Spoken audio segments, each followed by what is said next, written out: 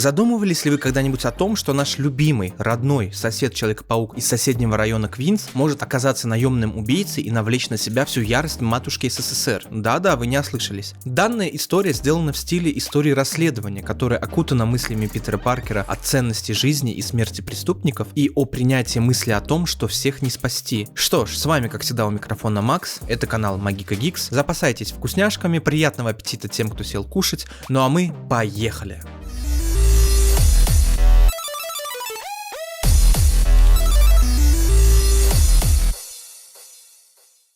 Давайте начнем в целом, где и как произошла данная история. А произошла она на Земле 8351 в серии комиксов Marvel «Что если?», а именно Человек-паук против Росомахи, выпуск 1. Человек-паук пролетает по Нью-Йорку в поисках интересных фотографий для Daily Bugle. Он замечает яркую женщину, которая выделяется среди прохожих, но не обращает на нее внимания, так как он узнает, что владельцы его любимого маленького магазинчика были убиты. Паучок сразу мчится в ту сторону и обнаруживает их тела с дырками от пуль в голове. Далее он делает фотографии, чтобы эта история стала публичной. Затем Паучок возвращается в Daily Bugle, где Нед Лидс, а.к.а. будущий Хоб-Гоблин, пытается выбить денег у Джона Джеймсона на поездку в Берлин с целью проведения расследования по агенту внешней разведки, который зовут Чарли, так как, возможно, именно она стоит за всеми этими убийствами. Нед приглашает Питера с собой в Берлин. Затем происходит запутанная история, в ходе которой Неда убивают российские КГБшники, и тут начинается уже твист с Росомахой, в котором выясняется, что Чарли была возлюбленной Росомахи, которая пропала много лет назад, и именно она была источником волны убийств в Нью-Йорке, так как она убивала всех агентов русской контрразведки, тем самым обрушив на себя ярость матушки СССР и КГБ. Они встречаются на кладбище, где Чарли просит убить себя, чтобы не достаться властям Советского Союза. Росомаха, понимая правильность своего поступка, обнимает ее, протыкает когтями, но, к сожалению, не смертельно. Прощаясь и замахиваясь для финального удара, неожиданно вмешивается Человек-паук, пытаясь предотвратить убийство. В ходе разговора, перешедшего в смертельную битву, Человек-паук хватает Росомаху за горло, и Росомаха заявляет, что Человек-паук способен свернуть ему шею физически, но слишком слаб для этого морально. Человек-паук отбрасывает Росомаху и отвлекается на полицейский вертолет. В это время паучьим чутьем он чувствует, что на него идет атака сзади, и не оборачиваясь, бьет со всей силы, так как думает, что нападает Росомаха. Но это оказалось Чарли, которая умирает от удара Человека-паука. Моментально их окружают неизвестные вооруженные люди, но мы-то все понимаем, что это советские наемники. Они видят, что Чарли мертва, и Логана с Росомахой отпускают. На следующий день, особо не разговаривая с Логаном, и по правде говоря, Логан тоже не видел смысла в обсуждении произошедшего, Паучок направляется на посадку своего самолета. И по оригинальному лору он успешно садится в самолет, и история данного комикса заканчивается. Теперь же давайте перейдем непосредственно к нашей основной истории. Весь этот комикс строится на рассказе советского наемника и по совместительству учителя Чарли, которого захватил в плен Ник Фьюри. Ник Фьюри же расследовал дело о том, куда пропал Человек-паук после всех событий в Берлине, раскрывая нам новую героиню, а именно сестру Чарли по имени Алекс. У этого наемника было много имен, но в Советском Союзе его звали Ладья. Ладья начинает рассказ о том, что же случилось с Питером после Берлина. В тот момент, когда Питер уже собирался улетать, его останавливает Логан и предлагает искупить чувство вины путем спасения сестры Чарли Алекс из секретной базы СССР где-то в Уральских горах. Паучок, ни капли не размышляя, соглашается, звонит Мэри Джейн и сообщает, что задержится. Они проникают на советскую базу и во время сражений ведут диалог об убийстве противников. Росомаха насмехается над Паучком и его кредом «не убийство соперников». Далее они встречают советских мутантов Бурю и Багровое Динамо. В ходе схватки Росомаха перерубает провода защиты Динамо, а Человек-паук своим ударом случайно ломает ему шею. После убийства советских мутантов Человек-паук все-таки задает Логану вопрос о том, все ли умрут, на что Логан отвечает утвердительно, и тогда Паучок добавляет, что сестра Чарли Алекс будет жить. Лично от себя добавлю, что именно в этом моменте Питер Паркер начинает меняться, понимая, что добро все-таки должно быть не просто с кулаками, оно должно уничтожать зло. После спасения Алекс Питер остался с ней, и на адекватный вопрос Ника Фьюри, почему Паучок не вернулся обратно, Ладья предположил, что пока Алекс оставалась жива, Питер хоть как-то мог оправдать смысл всех своих убийств, и поэтому он остался защищать Алекс. Но на этом все не ограничилось, и пока Ладья, Алекс, Человек-паук и Росомаха жили вместе, Ладья приступил к обучению Человека-паука как наемника, так как Питер хотел стать лучшей версией себя, дабы суметь защитить Алекс. А Ладья и так считал, что Человек-паук хорош, но ему просто не хватало жесткости и концентрации. Дошло до того, что Ладья мог напасть на Питера в любой момент времени, и из-за этого паучье чутье Питера настолько прокачалось, что впоследствии он мог даже видеть краткое будущее. Ну и пока происходили тренировки, Питер также сблизился с Алекс, даже несмотря на то, что его где-то ждала Мэри Джейн. Опять-таки, на адекватный вопрос, как так Питер смог поступить, уже Черная Вдова ответила, что Алекс была похожа на Гвен Стейси, которая на тот момент уже была мертва, и, видимо, Питер также пытался как-то оправдать себя в этом. Во время своего обучения Ладья стал брать Питера на боевые задания, но, как он сам заверил, Питер выбирал задание сам, так как в нем еще оставалась частичка прошлого себя, и на одном таком задании паук встретил Черную Вдову. В ходе сражения назвал их драку «Ребенка против воина». Держу в курсе. Логан же все это время также участвовал на заданиях и уничтожал агентов и группы разведки Советского Союза, в частности бойцов лучшего советского подразделения Черной Степи, которые старались забрать Алекс обратно. Однажды Питеру просто надоело защищаться от всех, кто хочет убить его и забрать Алекс обратно. Он предложил план, который чуть не поставил мир на порог новой холодной войны. Они раздобыли данные многих сотрудников советского шпионажа и секретных сил, и всех тех, кто знал про Чарли и Алекс, и стали вырезать их одного за другим. И так они добрались до базы Черных Степей, где их ждала масштабная засада. Тут нам показывают, как Человек-паук хладнокровно убивает наемника, тем самым знаменуя переход от супергероя, который хочет спасти всех, до наемника, который хочет спасти лишь себя. Заканчивается все сюжетным твистом. Оказывается, паук целенаправленно отправился на это задание, чтобы наконец избавить Алекс от преследования советскими властями, и он знал, что Щит узнает о местоположении паучка и как минимум придет спасти его. Он меняет Ладью, которого, между прочим, Советский Союз считал мертвым, на свободу Алекс и забытие всего того, что они натворили. И вроде бы Щит должен вмешаться в эту идею, но и Щиту это было выгодно, так как они предотвратят конфликт мирового масштаба. Черные Степи забирают Ладью. Ладья осознает весь план паучка и называет его своим лучшим учеником. Далее паучок просит Черную Вдову отдать письмо для Мэри Джейн, так как звонить напрямую уже небезопасно. И вместе с Логаном и Алекс Питер удаляется прочь. В этом письме Питер обратился к Мэри Джейн и написал следующее. Мэри Джейн, это Питер,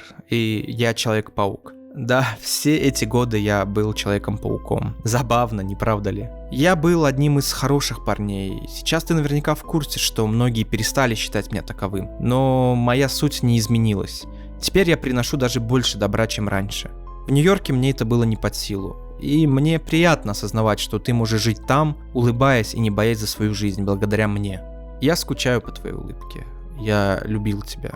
Но я больше не стану писать тебе, потому что на мне лежит ответственность за твою безопасность.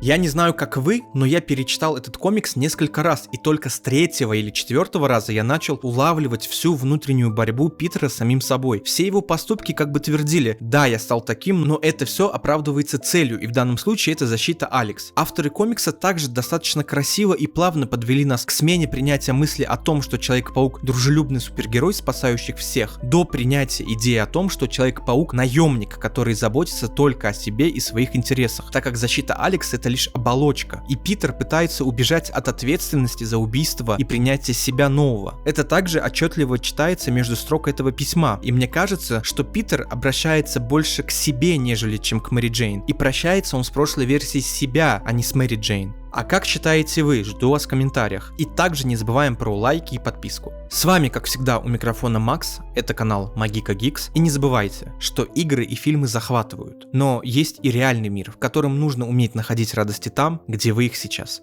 не видите.